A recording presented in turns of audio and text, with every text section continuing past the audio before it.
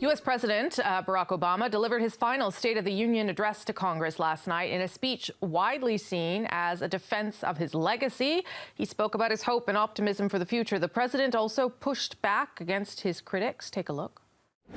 All the talk of America's economic decline is political hot air.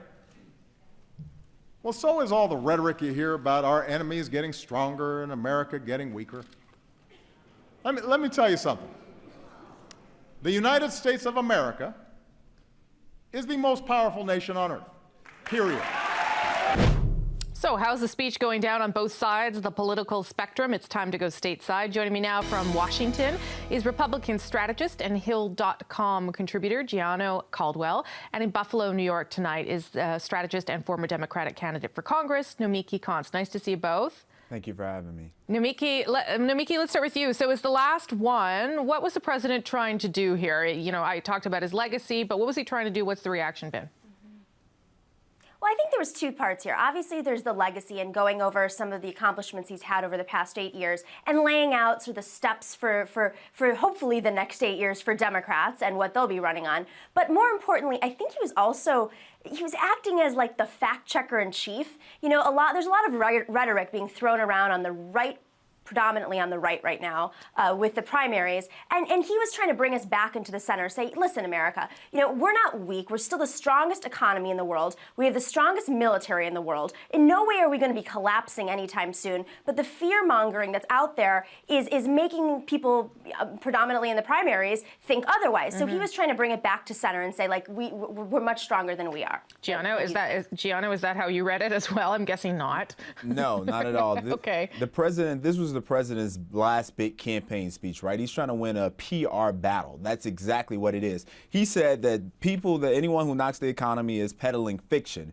Well, the truth is, as a millennial, for most millennials in the United States of America, when they graduate college, they have $100,000 worth of debt, and then they go and live in their parents' basements or garages, and then they go get a job as a Walmart greeter. Why? Because the jobs that have been added to the economy have been low-wage, minimum wage jobs. Wait, but Gianno, let's fact check that a little bit. Okay, so for number one, the president has tried to have student loan reform, but guess who's blocking it in Congress? The Republicans. So I love to hear when Republicans blame the economy, the parts of the economy that are still struggling, on Democrats who've tried to pass legislation. who are running their presidential campaigns on Nomiki, let's be honest about this situation, right? At the end of the day, the president came into office with a supermajority in the Senate and a majority in the House. He could have done anything he wanted to do. He's taking credit for the economy now. He says that the economy is strong and he believes that it's going well. Well, according to we had 70 months straight of job growth, more in history. Never okay, but listen to this. Let me.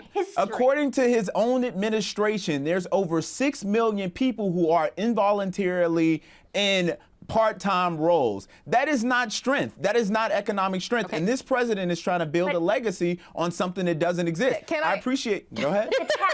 Okay, I'm jumping in, if that's okay. I'm jumping in, but I like it when you get going. I like it when you get going. One of the things that he was trying to talk about policy, as you're both saying, Nomiki. One of the things he talked about was climate change in the context of innovation. I want to play people that clip because it's something that would resonate here in Canada. Listen. It's not coming. So anyway, he talks about climate change. What he didn't talk about, Nomiki, was gun control. Is that surprising given how important it's been to him over the past number of months? Is there a reason why he chose one over the other? Well, you know, if you recall, just a few days ago, he gave a very important speech on gun control. I think that because it's such a hot topic in the country right now, you know, he's really made that point effectively. You know, he had a fixed period of time to talk about a certain set of issues, and there's a lot more on his agenda, and there's a lot more on the Democrats' agenda. And I think his primary concern was not to woo pundits, not to woo Congress, even Democrats or Republicans. I think his primary concern was to create a speech that reflects on his legacy for the history books. Because guess what? The history books aren't going to be talking about what we're saying right now. They're going to talk about what his speech was. Gianno, let's try and push this forward in terms of how this speech moves into what we're seeing, the primary races right now. Lots of tweets from Republican candidates mocking the speech outright. I want to show viewers some of them. Donald Trump, he tweeted this. He said the State of the Union speech was one of the most boring, rambling, and non-substantive I've heard in a long time. There was another tweet here from Ted Cruz. He wrote, tonight's speech was less a State of the Union and more a state of denial. So explain to the rest of us us how this speech and those reactions fit into the broader thing, and that's the election that's on the horizon. You know what? And I actually agree with what Ted Cruz said, that this was absolutely a state of denial when he made mentions of ISIS. And previously, weeks before, when he said that ISIS was the JV team, indicating that it's a junior varsity team, and then we saw what happened in Paris. What is going on with this administration is they've ignored ISIS too much. Republicans have been saying, hey, we need to do something about ISIS. ISIS, the Islamic State, generates about $4 billion a year, generates about $4 billion a year. But listen, Nomiki, this is the thing. Can you at least admit to the fact that the president did not take ISIS seriously? Can you admit to that fact? The fact of the matter is, this Islamic State is something that's serious and is very real. Hang on, and the Gianno, you president want to has not criticize taken it ISIS? seriously. Let's talk about ISIS. Nomiki, yeah. Let's talk about ISIS. We have a 65-country coalition. We've already, with that coalition, we've issued 10,000 airstrikes in Syria alone. Guess what? That wasn't with the Republicans' support. Republicans won't even show up to Congress to vote on taking action against ISIS in Syria. So if the Republicans want to be serious about this in Congress instead of criticizing, blaming things on Obama, then they got to show up and do their job. But they're too busy campaigning. Marco Rubio's out there criticizing ISIS and the president's foreign policy, well, he won't even show up for a vote. So don't sit here and complain about the president not doing it. Let's be honest. Let's have an honest dialogue here, Nomiki. This is President Johnny Come Lately, because he just decided he was going to take ISIS seriously. ISIS has expanded into 20 countries. They are recruiting terrorists in the United States of America. This isn't the Osama bin Laden where they're living in caves. They have an infrastructure of the internet. He has a plan. No, he has no plan, Nomiki. He has no plan. Al-Qaeda had a much larger budget, to be fair here, than this ISIS. Administration. Okay, can I ask you both before I let you go about Nikki Haley, because it's something that was sort of weird. I'm not sure how many people understood it. Obama may have been taking swipes at Donald Trump, but so did Republican Governor Nikki Haley, basically, calling him out. Nomiki, what do we make of that? What was she saying there? Why was she getting involved in this? How do we read it?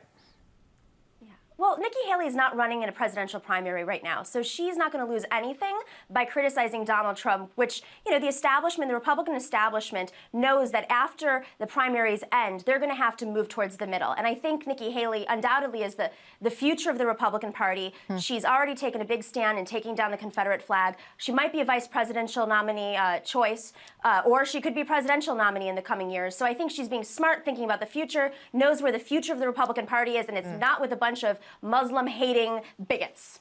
Gianno, what did you make of it? I would say that Nikki's assessment Nomiki's assessment on Nikki Haley in terms of her being the future of the party is absolutely correct. But this is the thing. When she spoke on immigration, when she said, hey, if you're in this country and you love our values, then essentially you should be able to stay, I disagree with that. At the end of the day, the folks that are here illegally, they're here illegally. I'm an African American. There's a number of African Americans. If you do things illegally, it's not going to be let me hold you and hug you. It's going to be you go to jail or you get whatever the repercussions you face for that crime committed. And that's what we're seeing here. Donald Trump is only saying, hey, we need to follow the law. There's never been an issue with people following the law before. Now it seems to be an issue when you have the Hispanic community being a very large voting bloc for the Democratic Party. So I think that's the reason in which a lot of folks are embracing the immigration issue in terms of letting people stay here. Okay, but on the issue of Nikki Haley, you guys sort of agree. So on the point of agreement, I'm going to end it.